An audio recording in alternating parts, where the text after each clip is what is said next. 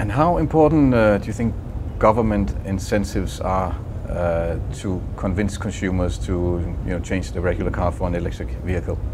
I think they're very important, particularly in the beginning. I think in the long term, incentives won't be necessary, but in the beginning, they're very important to encourage consumers to adopt a new technology. And generally, whenever you've got a new technology, it takes time to refine the design and get to economies of scale and to compete with the old technology. So incentives are very important in the short term. But of course, you could say if an electric car is such a fantastic option, why do we need a tax break to convince consumers? Well, it's just a question of, do you want to, what message does the government want to send? The message of encouraging sustainable transport or discouraging? And incentives are very important to send the message of encouraging.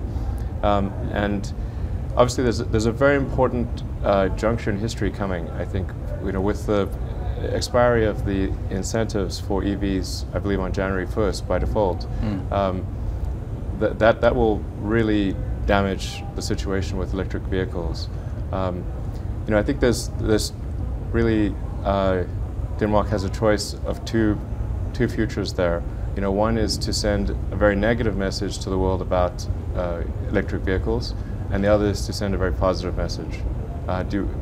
Is it better to encourage electric vehicles or discourage them? I think hopefully to encourage them.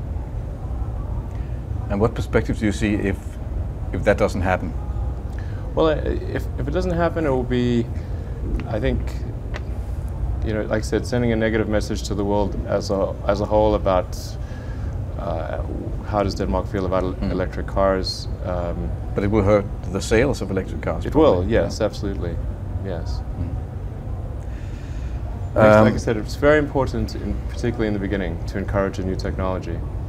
And this does allow for the full solution. Like for global warming and for climate change, it's very important to address all of the producers of carbon. Denmark's amazing on the sustainable energy production with wind and everything. But the other part of the picture is the car. So in a way, you could say that you think it might hurt the sort of the green image that Denmark has internationally? I think it would send quite a negative message, yes. Yeah. I think Denmark really has an opportunity to be a world leader in electric vehicles. Yes. And that would take incentives for... It would take incentives in the beginning, yes. At least for a few years, yeah. But what is a few years? How long time would that be? Well, I think probably three or 4 years. It's not that long, really. Something like that. And by then, you would be able to compete with the old automobile industry? Yeah, our expectation is that we would have our more affordable version of our electric car. And how